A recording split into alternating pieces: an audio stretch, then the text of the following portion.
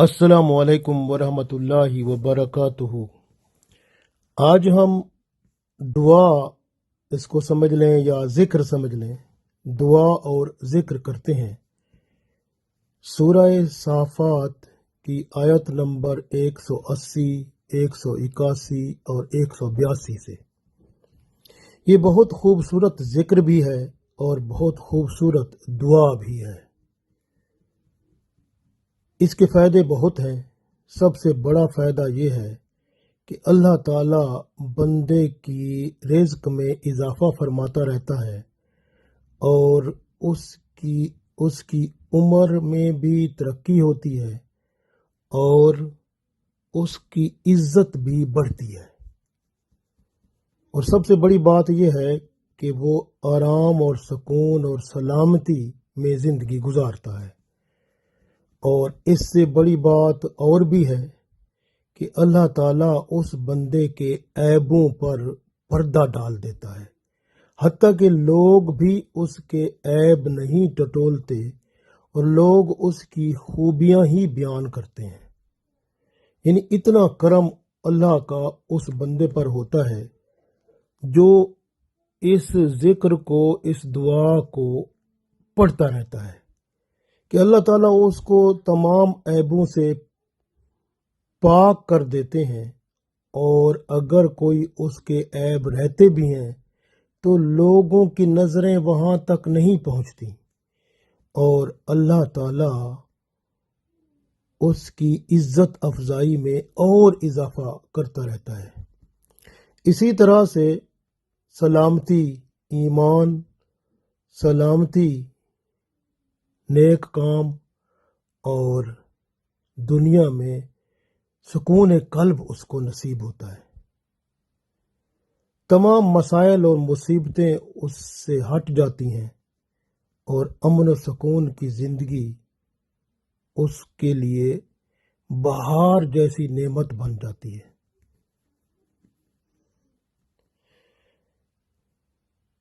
اللہ تعالی بہت مہربان ہے۔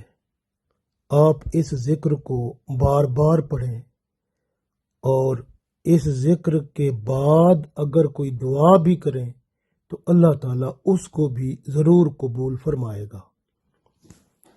پڑھتے ہیں اعوذ باللہ من الشیطان الرجیم، بسم اللہ الرحمن الرحیم۔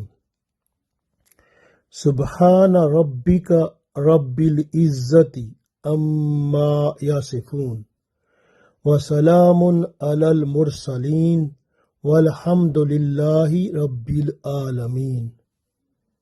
سبحان ربک رب العزت عما یصفون وسلام علی المرسلین والحمد للہ رب العالمین۔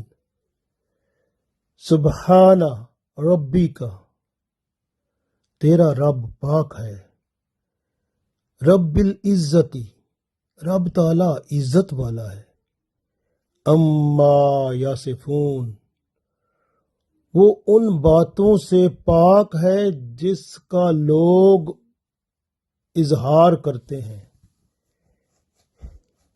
یعنی لوگ اللہ پر باتیں کرتے ہیں، اللہ ان عیبوں سے پاک ہے جو لوگ اللہ کے بارے میں بیان کرتے ہیں۔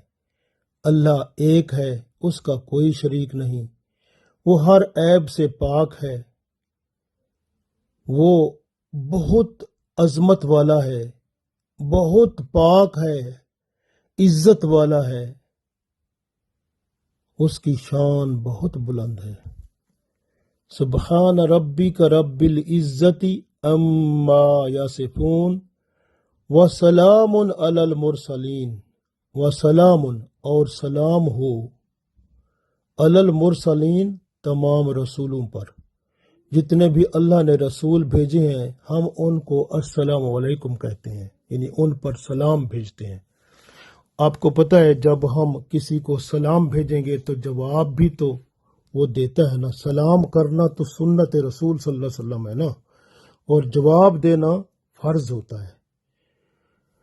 اور شہید جو ہوتے ہیں نا وہ اپنی قبروں میں زندہ ہوتے ہیں، لیکن جو رسول ہوتے ہیں وہ تو شہادت سے بھی اعلیٰ درجہ ہوتا ہے ان کا، تو وہ بھی جب بندہ سلام کرتا ہے تو اللہ تعالیٰ وہ سلام ان کی قبروں میں ان تک پہنچا دیتا ہے، اور وہ سلام کا جواب وعلیکم السلام کہتے ہیں۔ آپ دیکھیں کتنے رسول ہیں، اور جب ہم سلام و سلام علی المرسلین کہیں گے کہ تمام رسولوں کو سلام ہو، تو تمام رسولوں کو ہمارا سلام پہنچے گا، اور وہ وعلیکم السلام کہیں گے، یعنی ہم پر بھی سلامتی ہو۔ تو کیا خیال ہے ہمیں سلامتی اور امن سکون نہیں ملے گا؟ ہر صورت ملے گا، اور اتنا سکون ملے گا کہ بندہ سوچ بھی نہیں سکتا۔ والحمد للہ رب العالمین، اور سب تعریفیں اللہ کے لیے ہیں جو تمام جہانوں کا پالنے والا ہے۔ تو جب بندہ کہتا ہے تمام تعریفیں اللہ کے لیے ہیں، تو پھر اللہ تعالیٰ بندے کی عزت اتنی بڑھا دیتا ہے کہ اس کی تعریفیں لوگ کرتے ہیں، اور اس کو اتنا رزق دیتا ہے کہ وہ نہ صرف خود کھاتا پیتا ہے بلکہ دوسروں کو بے لوث کھلاتا پلاتا رہتا ہے، صدقہ خیرات کرتا ہے، اس کی شان بڑی بلند ہو جاتی ہے۔ یہ اللہ سے تعلق کی وجہ سے، اللہ سے جب تعلق بنتا ہے تو پھر کرم ہی کرم ہو جاتا ہے۔ اس کو ضرور پڑھا کریں، بار بار پڑھیں۔ اگر ان کلمات کو پڑھ کر آپ دعا مانگیں گے تو ضرور قبول ہوگی۔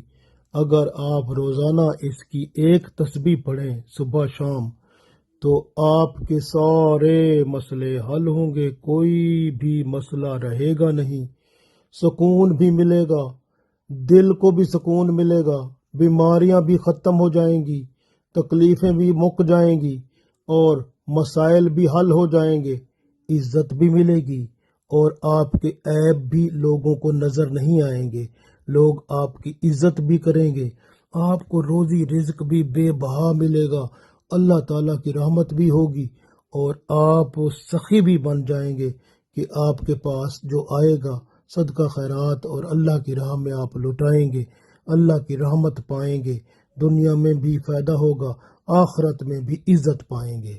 سبحان اللہ۔ اس کو ضرور پڑھا کریں، اور اگر دعا مانگنی ہو تو ان کلمات کے بعد مانگیں، انشاءاللہ اللہ تعالیٰ آپ کی دعاؤں کو بھی ضرور قبول فرمائے گا۔ آمین۔